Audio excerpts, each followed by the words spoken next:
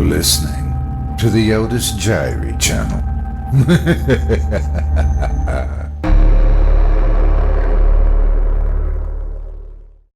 Something Happened in the Psychiatric Ward by ANDREA GULLINO, performed by Otis Jiry. I'm a medical student, and in the last 2 weeks, I've been attending the scheduled internship in psychiatry. I happen to be very interested in the subject, to the point of considering it as a career path after graduation, and as it happens, I've gotten into probably the best department I could have ended up in, or the worst, depending on your point of view.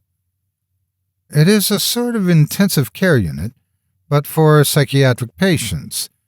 They basically get the worst cases, patch them up as best as they can, and send them to an appropriate structure. Everything is locked up and strictly controlled, as we get a bit of everything, from those at high suicide risk to those suffering from bipolar disorder or schizophrenic people talking to God, who incidentally is always their father.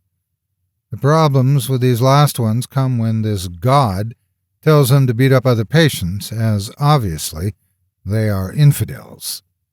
Things went on with ups and downs and the usual problems tied to the profession, such as the guy who walked in and went on to casually announce that he was carrying a number of knives inside his suitcase, or the ex-convict who insisted on coming into the doctor's office because he disagreed with the therapy and decided to sit beside me while he vehemently argued with the on-duty psychiatrist.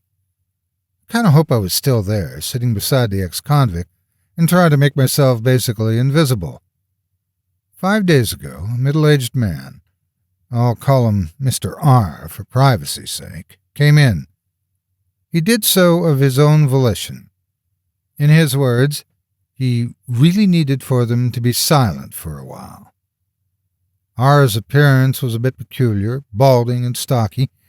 He had a sallow complexion and wore ill-fitting sunglasses, like always, outside as well as inside.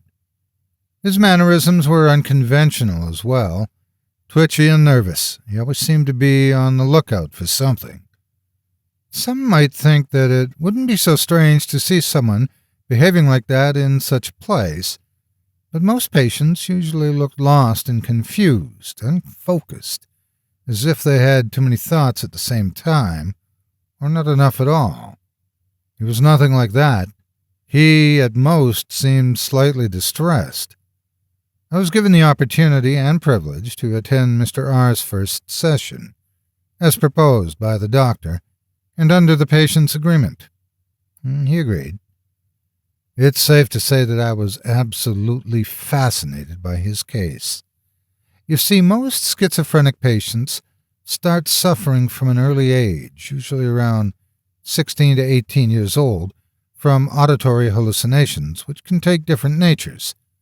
Some insult the person, constantly degrading them to the point of driving them to suicide. Some tell them what to do and can be rather dangerous. Another common characteristic is that the patients are completely unaware that the voices only exist within their minds and only they can hear them. R was an exception in every respect. First of all, he introduced his case by stating clearly that he was aware that the figures he saw, he was the only one who saw them. "It's the sickness that makes me see them," he said. That's right, he didn't just hear, he saw things. Not people, figures. He called them demons, 4 of them. He could even describe them in detail, citing horns and claws, and cold, dark eyes that looked like pure void. They could even turn to a more draconic appearance when they turned more hostile.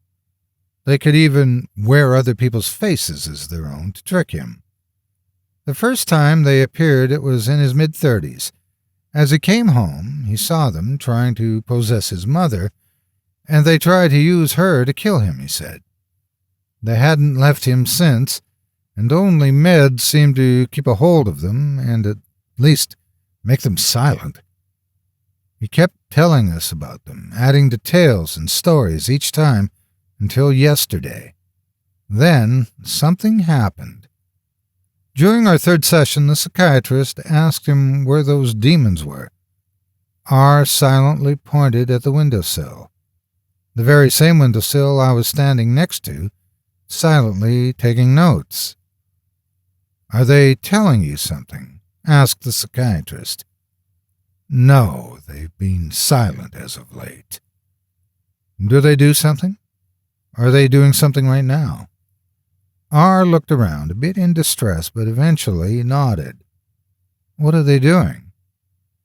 When I didn't hear an answer, I looked up from my notes. R was pointing directly at me. "What are they doing?" repeated the psychiatrist. "They're looking at him, staring." I couldn't help but feel a shiver run down my spine. I knew those were just hallucinations, but his finger was pointed at me. His face was the stuff of nightmares. Sometimes, in the last few days, they disappear. When I find them again, they're with him. They've been following him. The psychiatrist glared at me with a furrowed brow. "Do you know what they want? Do they want to use him to do you harm like they did with your mother?" "No, not at all. They don't want to hurt me." Today, R came directly to me as I was getting ready to go home, taking off my white coat.